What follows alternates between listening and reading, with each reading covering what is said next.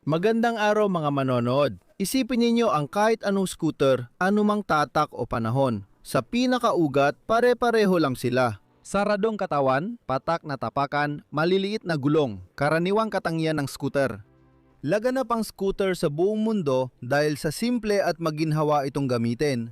Alam mo ba kung paano nagsimula ang at sino ang nagdisenyo ng unang scooter sa mundo? Malalaman mo na ngayon. Narito ang unang scooter sa kasaysayan ng sangkatauhan na tinatawag na Unibus. Nasa channel ka ng Crossmota. Masayang panonood.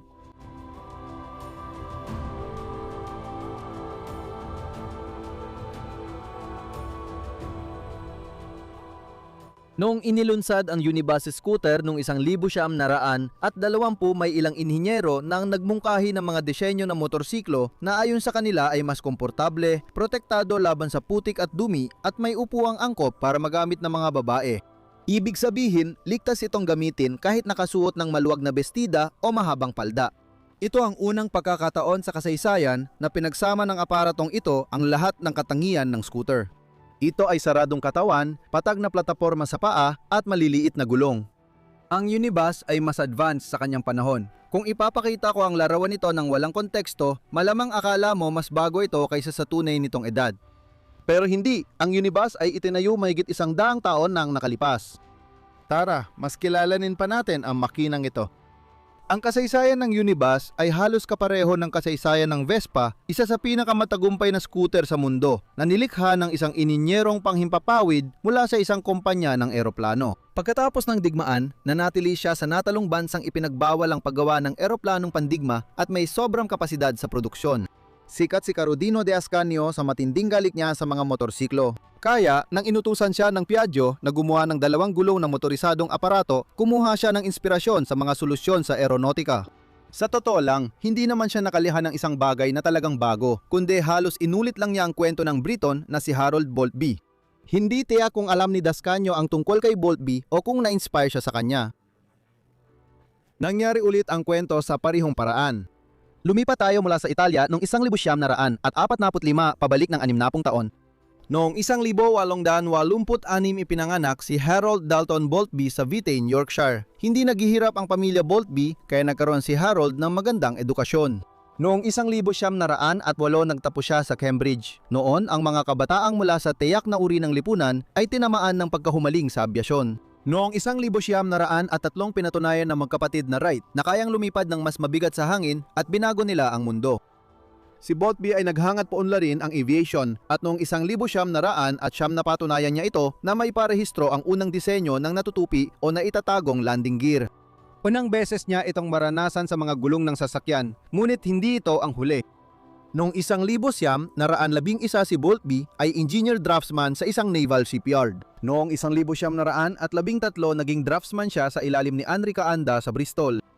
Matapos ang unang digmaang pandaigdig, nagtrabaho siya sa Gloucestershire Aircraft Company. Noong 1919, bumaba ang demand sa eroplano kaya naghanap ng paraan ng kumpanya para i-reorient ang produksyon. Maraming tagagawa ng eroplano ang nag-shift sa paggawa ng motorsiklo matapos ang digmaan. Kasama rito sina BMW, Sopwith at iba pa. Kaya naman, sa loob ng Gloucestershire Aircraft Company, na noong panahong yun ay pinalitan na ng pangalan bilang Gloucester, si Harold Boltby ay nagdisenyo ng isang kakaibang motorsiklo. Ang Unibus ay napakakakaiba ng itsura at naging usap-usapan nang ipakita ito sa eksibisyon noong taginit ng 1920. Ang scooter ay para sa mga may kaya at nagkakahalaga ng 76 pounds, kapareho ng presyo ng bagong superbike na Brab Superior. Ganon din ang karaniwang kinikita ng isang manggagawa sa loob ng isang taon. Ano ang natatanggap ng mamimili sa halagang iyon? Isa ito sa pinaka-advanced na motorsiklo noon. Ang Unibus ay nilagyan ng isang silindrong 2-stroke na maki na may 269 kubikong sentimetro at lakas na 2.5 kabayo na may pinalalamig ng hangin at nakalagay mismo sa likod ng manibela. Kasabay nito, ang axis ng crankshaft ay pahaba sa scooter. Nasa harap ang magneto habang ang clutch at 2-speed gearbox ay nasa likod. Mula sa gearbox, dumadaan ang torque sa baras na may worm gear papuntang likurang gulong. Ang chassis ay idinisenyo based sa pamantayan ng kotse, kaya tsak may solusyon din doon. Ang frame ay isang bakal na hugis batya na may mga butas na horizontal na gabay at mga cross panel na bumubuo ng mga kahon para sa steering column at ilalim ng upuan. Ang katawan ay gawa sa pinresang aluminyo at ganap na bumabalot sa makina, mga tangke ng gasolina at langis at espasyo sa ilalim ng upuan. Ang huling bahagi ay may sapat na laki at nilalayong gamitin para sa pag-iimbak ng mga kagamitan at pagdadala ng bagahe. Marahil ang pinakadikaraniwang katangian ng Unibus ay ang dubleng sistema ng preno na may dalawang pares ng brake pads. Isang preno ay gamit ang kamay, isa pa ay gamit ang paa. Pareho silang gumagana sa loob ng drive ng likurang gulong, hindi sa hub gaya ng naging karaniwan kalaunan. Noon, hindi pa karaniwan sa motorsiklo ang malambot na suspensyon sa parehong gulong. May suspension ang likurang gulong gamit ang quarter elliptical springs. May suspensyon din ang fork na may maiikling braso mula sa ibaba ng steering column. Ang dulo ng spring ay nakakabit sa steering column at leading arm sa harap ng front axle. Napakasama ito sa pisika dahil nagbabago ang wheelbase kapag umaandar sa lubak. Sa praktika, naging komportable at madaling kontrolin sa pagmamaneho.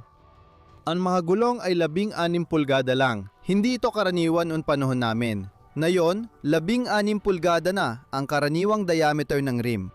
Noong unang bahagi ng ika-20 siglo, ito ang diameter ng gulong sa pulgada. Pinapaandar ang makina gamit ang hawakan na may kahoy na grip nakakabit sa aluminium panel at konektado sa flywheel sa pamamagitan ng kadena.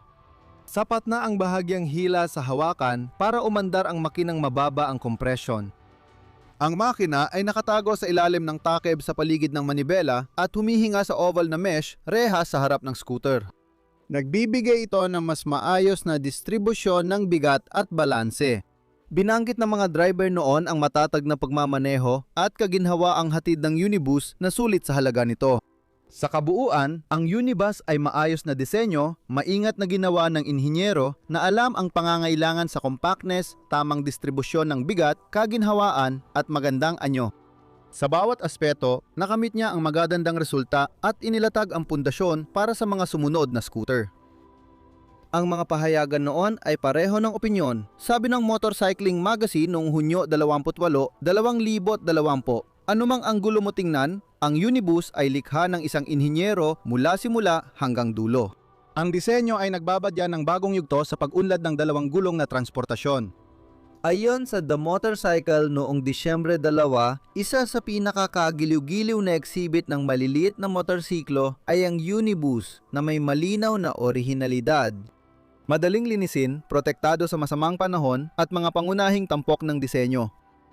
Kadalasang in-advertise ang Unibus sa pamamagitan ng mga babaeng nagmomotorsiklo na nakapilus na damit at eleganteng clutch na sombrero. Nagbibigay ang kumpanya ng sasakyan para sa test drive at sa hindi motorsiklong publikasyon. Halimbawa, pinuri ng pahayagang The Field na binabasa ng mga ginoong taga-probinsya at tutol sa motorsiklo ang Unibus dahil sa ganap na proteksyon nito para sa driver at makina sa anumang panahon. Napansin ng The Field na ang presyong 76 na pound ay masyadong mataas para sumikat na naging mapait na katotohanan. Dahil mahal, hindi naging pangmasa ang Unibus. Tinatayang mas mababa sa 100 scooter ang nagawa mula 1,920 hanggang 1,922.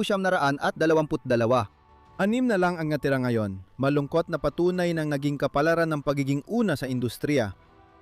May isa pang kwento tungkol sa Unibus at imbensyon ng scooter. Panlipunang kasaysayan ito ng kababaihan sa mga gulong. Ang dalawang gulong na sasakyan ay naging mahalaga sa panlipunang pagbabago ng kababaihan dahil pinabulaanan ng bisikleta ang mga paniniwalaang Viktoriano ukol sa damit at kalayaan ng mga babae. Ang hindi kapanipaniwalang kasikatan ng mga karaniwang bisikleta simula noong dekada 1870 ay napakita na ang mga korset at malalapad na palda ay sadyang hindi praktikal para sa makabagong babae na namumuhay ng aktibo.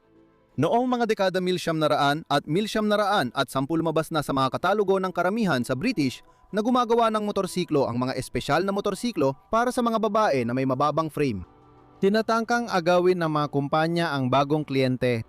Ang modelong pambabae ay talagang isang pag-unlad ng disenyo ng bisikleta na may bukas na frame, na ang disenyo ay halos kasing tanda ng ligtas na bisikleta na unang lumitaw sa Gran Britanya noong 1888.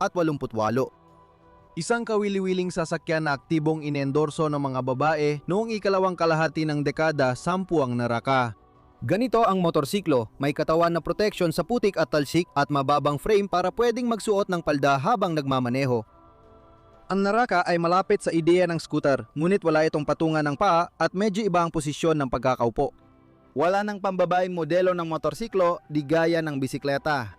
Kalaunan, ang scooter ay naging parang pambabaeng modelo ng motorsiklo.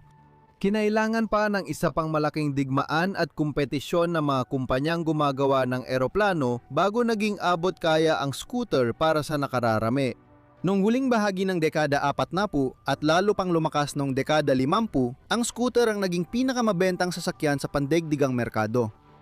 Kung muling nagtayo ng scooter si Boltby matapos ang ikalawang digmaang pandigdig, baka hindi siya nakalimutan ngayon at pahahalagaan pa rin ang Unibus niya dahil sa pagiging henyal at sa pinonitong disenyo. Ngunit ang talento ng mga Italianong designer ang talaga namang nagpasiklab ng pagkahumaling ng publiko sa mga scooter noong dekada 50. At ang mga paraan ng paggawa na nagpagaan sa presyo ng mga ito at ang tuloy-tuloy na pangangailangan para sa magagaan na sasakyan ang nagdala sa kanila bilang pinakasikat na uri ng transportasyon sa buong mundo. Ganyan ang kasaysayan ng unang scooter sa mundo. Dito nagtatapos ang aking kwento. Kasama ninyo ang Crossmoto Channel. Hanggang sa muli!